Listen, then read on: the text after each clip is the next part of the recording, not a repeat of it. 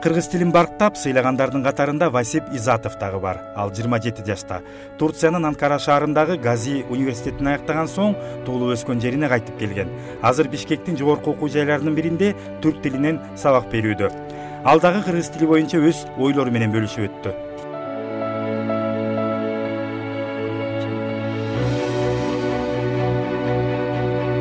Красноярска мектебинде орус тилине баштап, анан Кеңешке көчүп келдик. Кеңеште эле бат эле кыргызчаны үйрөндүм. Эмелери кошуналарым, бүт эме досторум кыргыз болгону менен, бирок орус мектебинде окуп, анан Люксембургдагы орус мектебини, лицейди бүтүрүп, Турцияга кеттим. 2007 жылы болушу керек. 2007-де Турцияга бардык.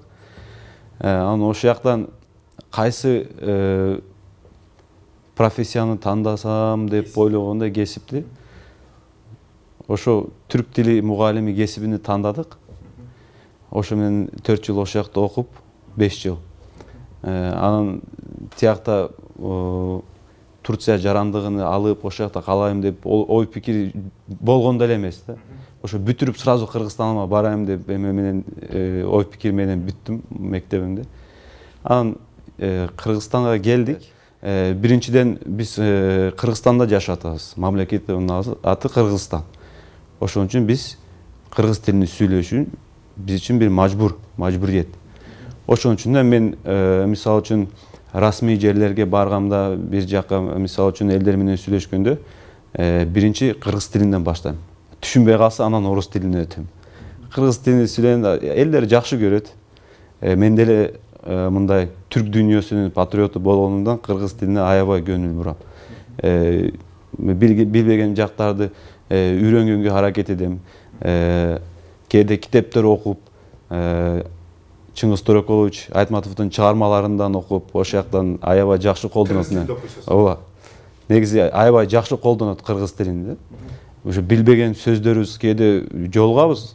Мындай сөздүктү карасам деле ошол сөз жок. Ошол сөздөр картайган кишилер менен, к сожалению, ошо картайган кишилер билет ошол сөздөрдү. Негизи бир статистика бар экен, мен баягы интернеттен окудум. Бир картайган киши менен Кыргызстанда картайган киши өлгөндө ошо менен 100 кыргыз сөзү өлөт экен. Бул аябай жаман потенциал.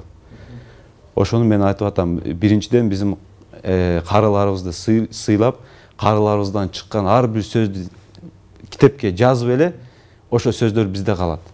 Же болбосо ал карылар менен тиги дүйнөгө көчүп кетет экен.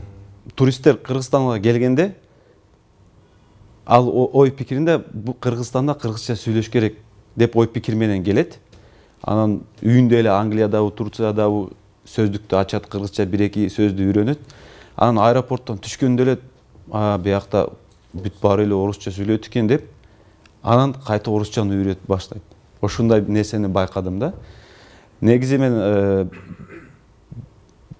кыргыз тилине көбүрөөк көңүл буруш керек. Мамлекетибиз, расмий органдарыбыз кыргыз тилин бала кезден, балдарыбызда эң жакшы кыргыз тилин сүйлөй алган кишилер бала кезден үйрөнгөн кишилер.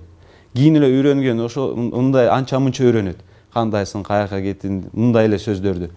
Бирок бала кезден үйрөнсө, ал адабий тилибизди жакшы билет. Адабий тилини билген, грамматикасы тууралуу кооз сүйлөй алат.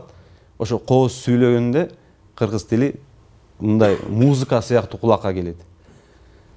Кыргыз тилини жакшы сүйлөгөн кишини отуруп адамдын уккусу келет да, кандай жакшы сүйлөйт. Мындай агым менен сүйлөйт. Эң биринчи эң аз 2 кыргыз досуң болуш керек. Кыргыз досторун жок болсо, мындай көчөдө жүрүп алып кыргыз тилини үйрөнгөн аябай кыйын, үйрөнө албайсың. Себеби дегенде ар жакта орус тилине орусча сүйлөп атышат. Менин кыргыз досторум болгону менен мен мисалы үчүн отуруп алар менен кыргызча сүйлөп, ошодон сакталып калды да тил. Негизи биздин ошо айылда да эле кичүү кезден кыргызчаны үйрөнүп, анан чоңойгондо шаарга көчүп алып кыргызчаны унутуп калат. Бирок унутпаш үчүн 1-2 дос болуш керек. Кыргыздардан 2, 3, 4 дос болуп, ошо языковой среда. Ошо языковой среда болгондон кийин кыргызчаны жакшы үйрөнөсүз. Ак мөңгүлүү, асказолор, талалар, элибиздин жаны менен барабар, сансыз кылым атосу мекендеп, сактап келди биздин ата бабалар. Алгалай бер кыргыз эл, азаттыктын жолунда, өркүндөй бер, өсө бер, өз тагдырын колунда.